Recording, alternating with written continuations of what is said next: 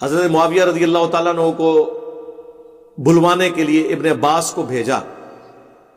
اللہ کے محبوب علیہ السلام نے کہا معاویہ کو بلاؤ, تو میں نے اس سے کچھ لکھوانا ہے. کاتب تو تھے, وہ بھی صحیح مسلم میں موجود ہے کہ ابو سفیان نے سفارش کی تھی کہ مسلمان اسلام لانے کے باوجود ہمارے ساتھ اچھا سلوک نہیں کرتے, آپ میرے بیٹے معاویہ کو اپنا کاتب رکھ لیں, تو اس کی وجہ سے لوگ ہمیں بھی رسپیکٹ دینا شروع کر دیں گے. تو اس طرح انہوں نے رکھ لیا. کاتب کے الفاظ ہیں, کاتب وہی کہ نہیں, کاتب وہی کہیں اور ہے, وہ میں بعد میں بتاتا ہوں.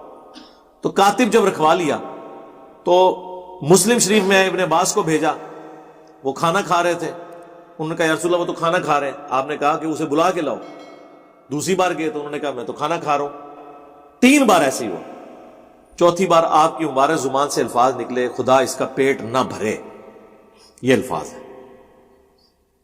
وہ کہتے ہیں نہیں جی, مسلم شریف میں اوپر ایک حدیث ہے کہ نبی علیہ السلام نے کہا اے اللہ میں بھی ایک انسان ہوں, بعض اوقات میری زبان سے کسی کے لیے کوئی ایسے الفاظ نکل جاتے ہیں, اگر میں بدعا کسی کو دے دوں تو اسے دعا بنا دینا. تو یہ حضرت معاویہ کو دعا دی تھی, بیسیکلی ہے بدعا تھی لیکن دعا بن کے لگی. ہم کہتے ہیں وہ حدیث آپ ذرا غور سے پڑھیں. اس حدیث میں الفاظ ہیں کہ اے اللہ میں اگر کسی کے بارے میں ایسی بات کر دوں اور وہ اس کا اہل نہ ہو, ورنہ تو حضور کی ساری دی ہوئی بدوائیں دعائیں بن جائیں گی, پھر تو حضور کو بدوا دینی ہی نہیں چاہیے.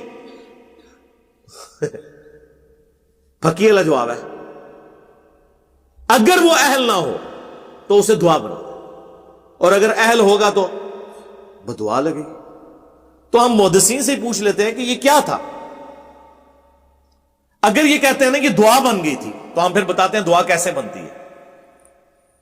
اگر یہ دعا ہے نا تو صحیح بخاری میں موجود ہے, انس بن مالک کہتے ہیں مجھے نبی علیہ السلام نے دعا دی تھی کہ تیری اولاد کثرت سے ہو. میں 100 سے زیادہ اپنی اولاد میں سے لوگ دفن کر چکا ہوں, 120 سال کی عمر میں فوت ہوئے آلموسٹ. تو یہ دعا نظر آ گئی نا کثرت اولاد کی. تو اتنی کثرت سے ہوئی کہ 100 زیادہ دفنائے ہیں, تو اور بچے کتنے ہوں گے, جبکہ چھوٹی عمر میں شادیاں ہو جاتی تھی اس وقت, اور 1 سے زیادہ لوگ شادیاں عرب کے کلچر میں کرتے تھے. تو دعا نظر آئی نا. اب یہاں پہ اس دعا کی اگر یہ دعا بنی ہے نا, پھر یہ ہوگا کہ حضرت معاویہ رضی اللہ تعالیٰ عنہ ایک لقمے لگاتے تھے تو ان کا پیٹ بھر جاتا تھا. یہی ہونی چاہیے نا. یہ خدا اس کا پیٹ نہ بھرے, اس کا الٹ کیا ہوگا کہ تھوڑا سا بھی کھا لے تو اس کا پیٹ بھر جائے.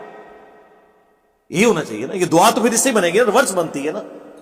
کسی کا کھانے کے باوجود پیٹ نہ بھرنا, یہ تو بدعا ہی ہوگی نا. وہ ریورس ہوتا ہے اس کا.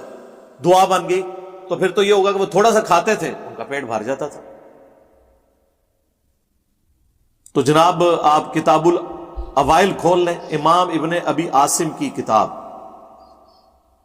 یہ پہلے 300 سال میں مسلمانوں کے بڑے محدثین میں سے, اہل سنت کے ائمہ میں سے, انہوں نے باقاعدہ وہ ساری روایتیں جمع کی ہیں کہ کتاب الاوائل کہ جو جو کام پہلی دفعہ ہوئے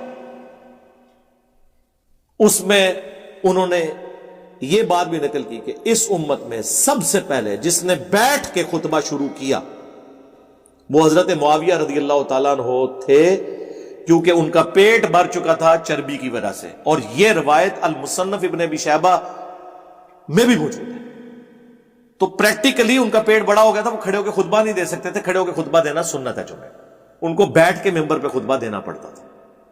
تو آپ کیا سمجھتے ہیں یہ دعا اسی طریقے سے لگی ہوئی ہے؟ اور پھر یہی حدیث دلائل النبوہ میں ہے, امام بیہقی کی کتاب میں. امام بیہقی نے ایک کتاب لکھی ہے 3500 احادیث پہ مشتمل, دلائل النبوہ. اس کتاب کے اندر انہوں نے نبی علیہ السلام کی غیبی خبریں نقل کی ہیں کہ آپ علیہ السلام نے کوئی پریڈکشن کی اور وہ اسی طریقے سے منوان پوری ہوئی. اس میں وہ لے کر آئے ہیں اس روایت کو کہ ابن عباس رضی اللہ تعالیٰ عنہ کو نبی علیہ السلام نے حضرت معاویہ کو بلانے کے لیے بھیجا. 3 دفعہ نہیں ہے تو چوتھی دفعہ یہ الفاظ نکلے, اور آگے راوی کے الفاظ ہیں کہ نبی علیہ السلام کی یہ دی ہوئی بد دعا, یا آپ اسے دعا کہہ لیں یا دعائے ضرر کہہ لیں, پوری ہوئی, اور پوری زندگی حضرت معاویہ کا پیٹ نہیں بھرا. یہ الفاظ ہیں دلائل النبوہ میں. تو محدثین تو اسے ادھر موجود ہے کانا یکتب الوحی, وہ وحی لکھا کرتے تھے. یہ روایت کانا یکتب الوحی مسلم میں نہیں ہے, دلائل النبوہ میں, اور وہاں سے بھی آدھی پیش کرتے ہیں. کیونکہ آگے تو یہ الفاظ لکھے ہیں. تو میں نے تو کربلا والے ریسرچ پیپر میں ساری روایتیں ڈالی ہوئی ہیں. تو یہ بیان کریں پھر پوری روایت, آگے کیا لکھا ہوا ہے کہ پوری زندگی ان کا پیٹ نہیں بھرا.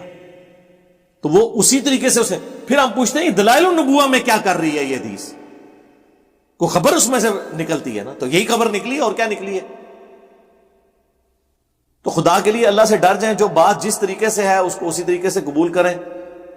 خام خواہ اس طرح سے آپ کسی کو ڈیفینڈ کرنے کی کوشش کریں گے تو اس کا پھر رزلٹ کوئی نہیں نکلنا, سوائے اس کے کہ مسلمانوں میں انتشار پیدا ہوگا, اپنی کتابوں سے ان کا اعتماد اٹھ جائے گا.